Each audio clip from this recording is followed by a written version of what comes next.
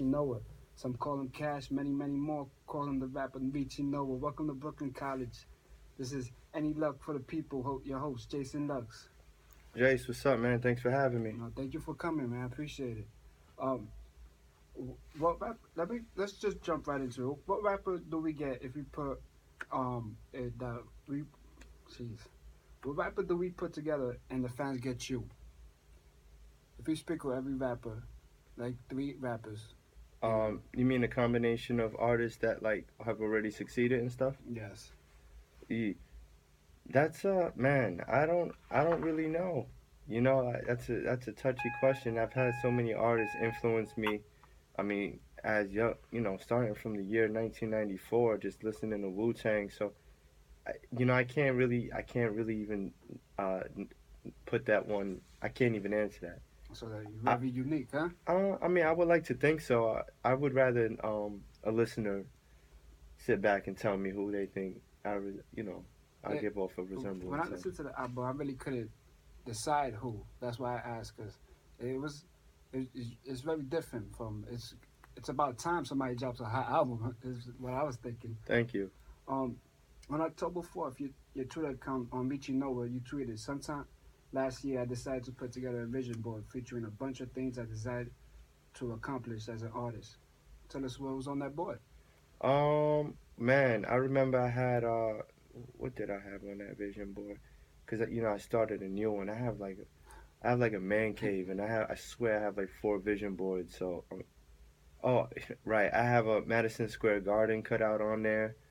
I have SOBs, uh, the Shrine specifically because Jay Z performed there back at a Mad Wednesday event with Maria Davis, and I had performed there as well a couple years ago.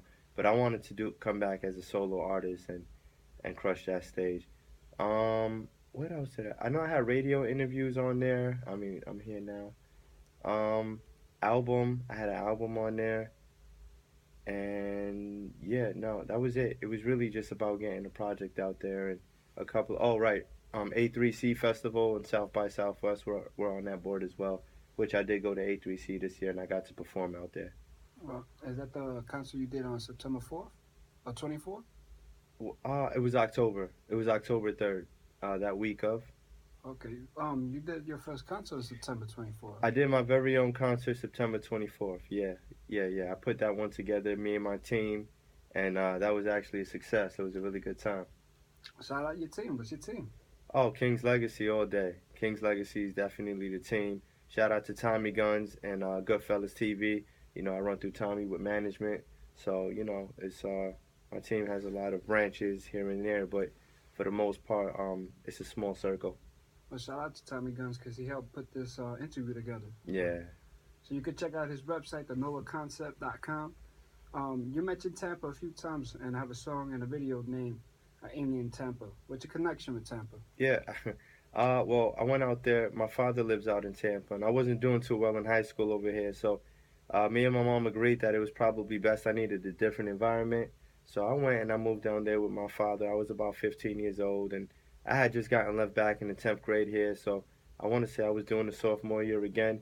But I went down there in Tampa, and I did so well in my second year in 10th grade that they pushed me up to a senior. So it's like I just kind of did 4 years in high school. It was really good. It really changed a lot of everything. And being out there, even though I was hanging around rappers in New York, I never really touched on being a rapper until I went down there, and I just was a part of this crew called the Spades Inc.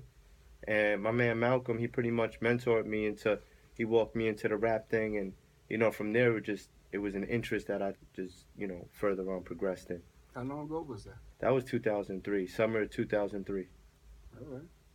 Uh, so, when I work on videos, I like to have control of everything: footage, music, final say of the product. If you sign to a major label, are you worried about losing your creative voice and ideas to your projects? I would definitely partner with a major label, but of course, there would have to be both sides of the fence would have to work, in my effort. Because if they want to sign me, they clearly like what I've got already, so they need to let me continue that. And if they're not trying to do that, that's fine. Just not something that I would get into. And I'm cool with doing what I do because what I do is truly independent.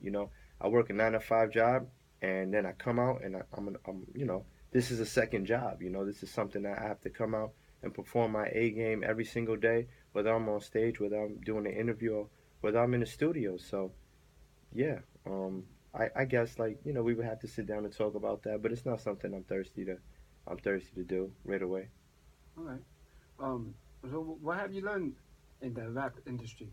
Do you do you have to wear a turtleneck to watch out for the cutthroats? Um, I mean, people are always gonna have their own agenda. People are gonna have their own motive. Everybody's in here for money. You know what I'm saying? Yeah. Like, even artists some artists are here and they're doing it as a hobby, and that's cool. Me personally, I'm not doing this as a hobby. I did this as a hobby for at least 10 years of my life, and I smartened up, and I wanna make profit off of this as well. People are gonna cut your throat, I guess, but I choose to move in a way that's sort of righteous. So I don't really give people a reason to be like, let me get at him. I'm pretty simple. Like, we can just discuss business, and I'm all about 50-50, splitting it in the middle. I'm not trying to do like 60-40 with people, like, just because I have some sort of involvement. Like, let's just all eat. There's so much money in this world. There's no need for us to kind of like kill each other over it. Is it difficult? If is it difficult to do business with people? Personally, for me, no, because I can pretty much connect with anybody, which I think is one of my greatest qualities. But yeah, there's some people who aren't business literate, and they kind of it makes things a little complicated. And then there's some people that I've learned to not really do business with friends Oh, because they're friends. If you're gonna do business with a friend, let it be because they can contribute to something as much as you can, or as much as you do business with them. so you lost some friends doing business? Right. Along this way, yeah, I've lost some friends, misunderstandings and stuff like that. And that happens, right? Yeah, that's life. How did you get the name ReachingNOVA? Well, originally, when I used to hang out in the street hard and heavy, they called me Cash, and that's when I was younger, mainly because I didn't have cash ever, but I like money, and that was also inspired by Mace being my favorite rapper. He had the dollar sign in his name, and it was something that I thought was cool, and I was young and influenced, and I wanted to be down to.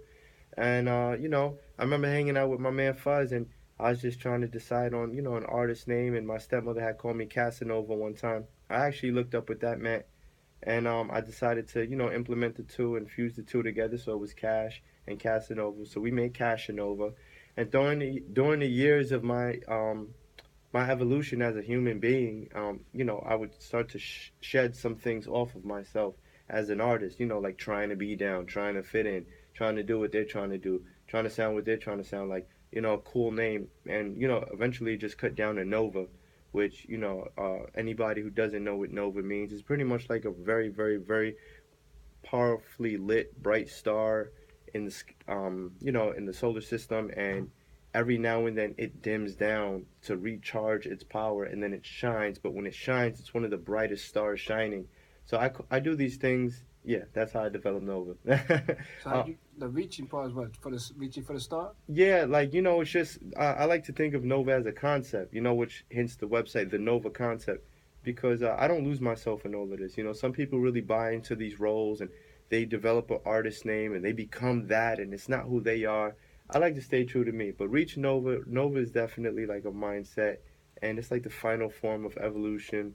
I'm always growing and growing, but I think as a conscious being, like Nova, definitely it was just something that was with me along this whole journey, and I didn't want to lose that. Well, it's a hot name. You can't find anybody with that kind of name, so that's unique. That's a good thing. Thank you. Who would you want to collaborate with? Um,